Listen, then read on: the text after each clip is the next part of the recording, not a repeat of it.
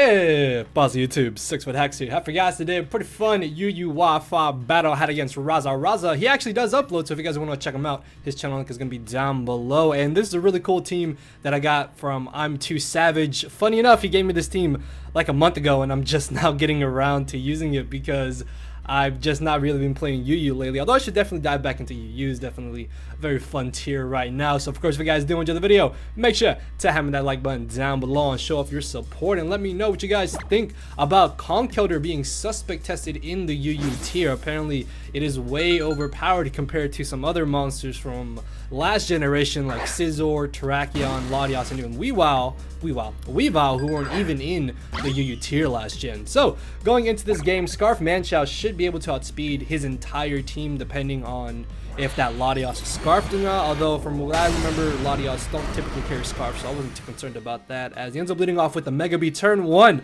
I'm going to go straight for the Stone Edge because I do not want to mess around with this Mega Pidgeot. This Mega Pidgeot could actually turn out to be a humongous nuisance in this matchup. Plus, in Stone Edging, I could also gauge to see what kind of set the Fortress and the Arcanine were going to be, which were his only two real switch-ins to a Stone Edge or any attack coming from my Manchow, honestly. So turn 1, able to pick up a early 6-5 lead as in comes the Fortress. I am locked into the Stone Edge, so I can't really stay in and do too much damage to this Fortress. The only downside is that if this Fortress has spikes along with rocks, which it's already shown me rocks, it can just hazard stack me, and that could actually be very problematic. Actually, the fact that he's got two potential rapid spinners and dual hazards going into this battle were going to prove to be very problematic, because he can easily hazard stack me, and then I can't get on my hazards against him if it comes down to that scenario. So I do get on my rocks here as he switches directly into the Alola Ninetales.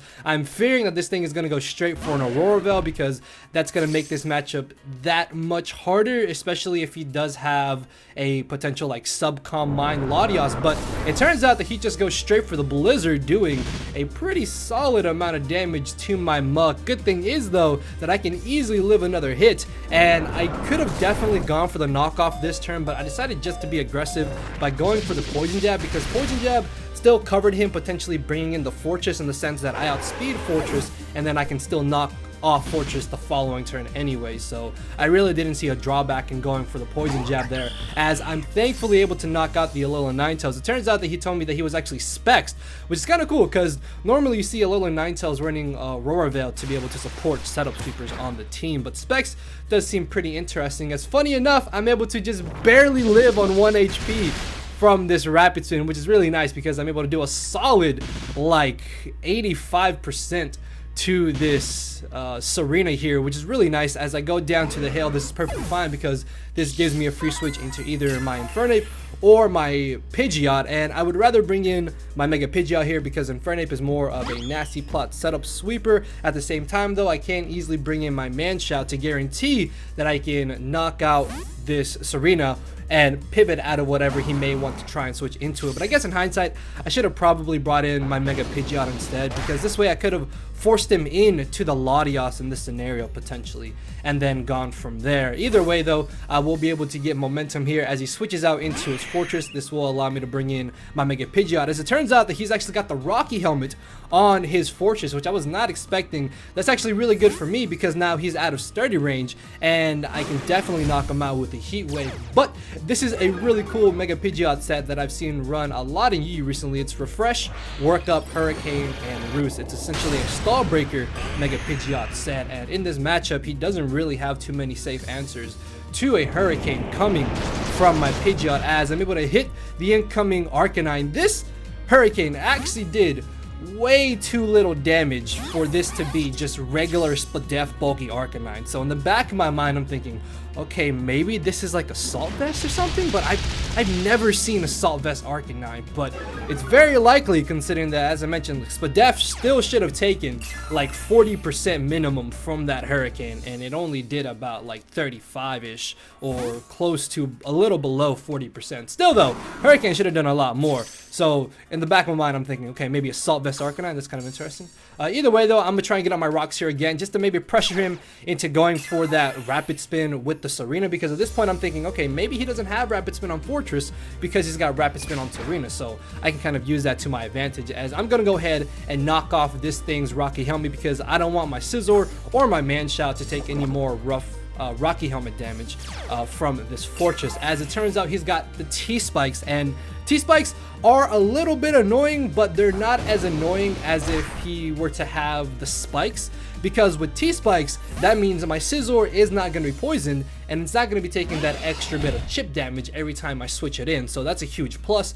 But the T-Spikes do kind of suck because they will poison my Infernape and my Manshou, and again, I don't have Defog or Rapid Spin on any Pokemon on this. Actually, nothing on this team can learn Rapid Spin. Correct.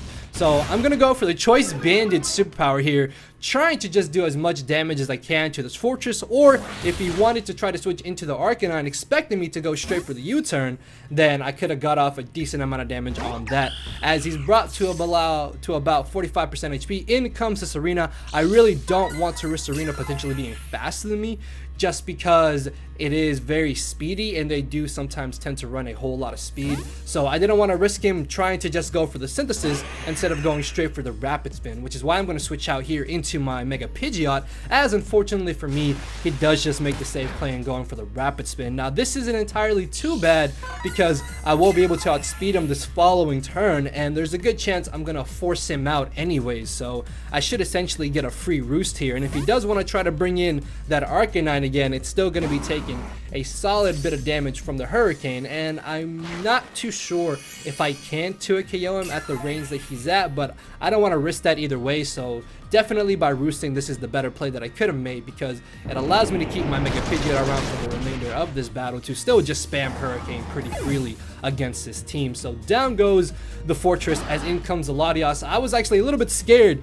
that this was going to be like Calm Mind Latios, because obviously Latios does have a lot of good special defense, and it turns out that he's actually Scarfed because he's able to just right out speed my Mega Pidgeot, which is naturally faster than Latios. But this is good because with him being locked in this Draco Meteor and being a -2, this gives me a free switch into my Scizor. I do have the Adamant Technician boosted Pursuit, and on the switch out it is a guarantee OHKO, and down goes the Latios. If that Latios had been allowed to roam the field, it actually could have been a huge problem because Scarf Latios outspeeds everything on this team, and my initial way of trying to deal with it was just to kind of U-turn pivot around with Manshou against it. So in comes the Arcanine. I'm actually able to do a pretty solid bit of damage to this Arcanine, as he's just going to go straight for the Flare Blitz, just trying to knock out my Scizor or potentially catch whatever I wanted to switch in against this. As he gets a crit, obviously that crit was fucking important. I mean, it's not like it's 4 times super effective and stabbed and just OHKOs me anyways,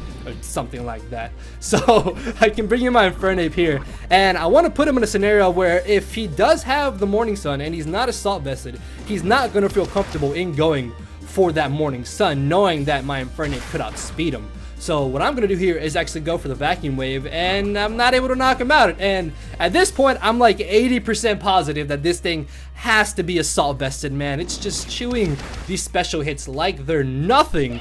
So he's going to knock me out with the second E-Speed. This is fine, though, because I can now bring in my Gliscor here. And I'm about to get to the bottom of this and find out what kind of item this damn Arcanine is running, because I'm going to go for the knockoff as opposed to the Earthquake, as I end up knocking off, funny enough, what my gut was telling me was an Assault Vest. So yeah, Assault Vest Arcanine's pretty interesting. Again, that's something I've never seen before, but hey, maybe it can work out in certain scenarios. As in comes the Serena. At this point, it should be in range of where a U-turn should knock him out. If not, then the Serena could recover up, and then if I miss high jump kick with my Manshou, this Serena in theory could potentially stall out and win the game. Thankfully though, it does go down to the U-turn. So that is going to be the 2-0 victory in my favor. Good fun game to Rasa there. Again, his channel link is going to be down below for you guys to go check out. Of course, if you did enjoy the quick little battle, make sure to hammer that like button down below. And again, let me know what you guys think about Conkeldurr potentially being banned from the UU tier. I personally haven't seen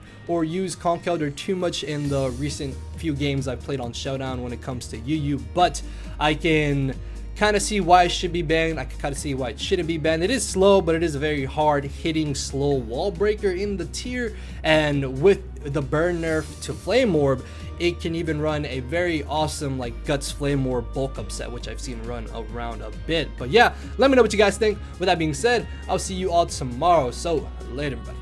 Cause my brain and heart are both tied in a knot, and this hinders me from crying a lot. This causing me to show no emotion. But when I said I cared, I wasn't joking. But I guess it's too late for me to become broken. For now, I'm living with no more pain, tears of hoping. I'm just coasting. Yeah, I said I'm coasting. No more pain, tears, and hoping. For real.